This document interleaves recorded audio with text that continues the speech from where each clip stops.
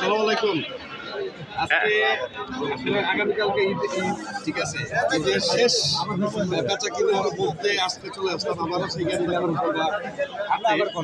তো আজকে হাঁটতে হাঁটতে দেখি মোটামুটি আসলে মানে যে আশাটা নিয়ে আসছিলাম বেচা কেনার মধ্যে যে অনেক গরু থাকে আগে পরে আমরা তা দেখছি, বাট এখন দেখি কিছুই নেই। যে অনেক গরু কমে গেছে, যথেষ্ট কমে গেছে, তবে ক্রেতা আছে প্রচুর ইনশাআল্লাহ। পরবর্তী কি হয়, ঠিক আছে, তো আমরা আগাই হাঁটি দেখি কি অবস্থা।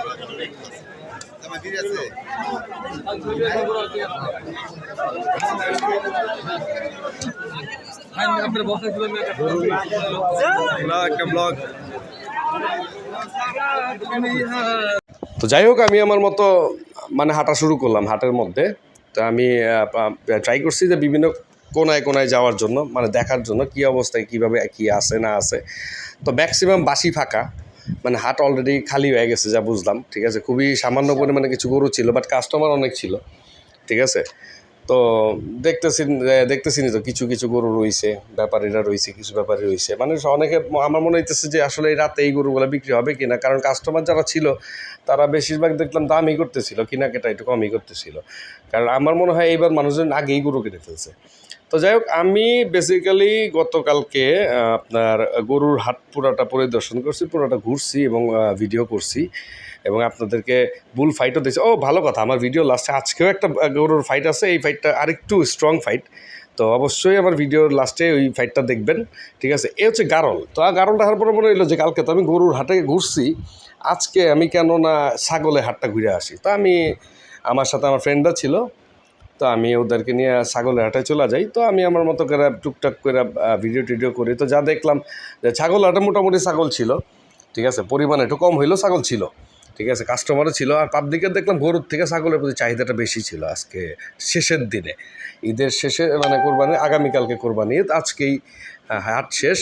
তো শেষ মুহূর্তে বেচা কিনা যেটাকে বলে, সেটা ছাগলের হাতে টুকটাক দেখা যায়, ঠিক আছে। তো আমি আবার মোটামুটি ছাগল টাগল দেখার পর আবার গরুর হাটে চলে আসি। তো আসার পরে আবার দেখলাম যে আপনার ওইখানে বেচাকিনি হচ্ছে, তো ওইখানে গেলাম, ওইখানে যে আবার একটু দাঁড়াইলাম।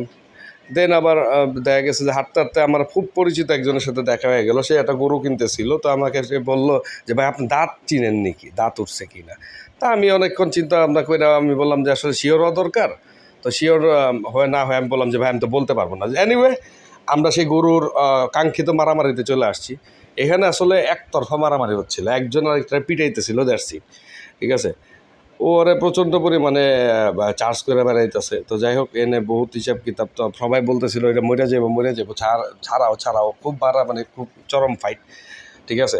তা আশা করতেছিলাম যে আসলে ও একটা প্রতিবাদ জানাবে, ও একটু ঘুরে দাঁড়াবে, বাট ওর কাছে ও কিছুই করতে পারতেছিল না, মাইর খেয়ে গেল বেচারা, ঠিক আছে। খুব দুঃখজনক হইলেও যে আসলেও একতরফা মার খেয়ে গেল।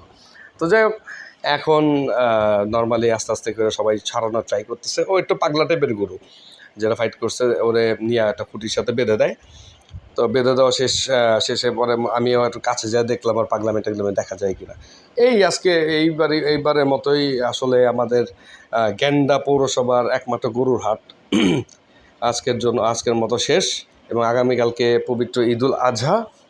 তো সবাই ঈদের আনন্দ সবার মাঝেই বয়ে আসুক, আশা করি সবাই অনেক ভালোভাবে ঈদ করবেন, ঠিক আছে। তো দেন একবারে শেষ মুহূর্তে চলে আসলাম, হাট পরিদর্শন করে আমরা সবাই এখন বের হয়ে যাচ্ছি, ঠিক আছে। তো যা পরিস্থিতি বুঝলাম, এটা নিয়ে আমি পরবর্তীতে আপনাদের সামনে ব্রিফ করে বলবো। মোটামুটি বেচা কিনা চলতেছে, বাট গরু নেই, কাস্টমার অনেক বেশি, ঠিক আছে। তো যাই হোক, সবাই ভালো থাকবেন, আর ঈদ মোবারক সবাইকে। আসসালামু আলাইকুম।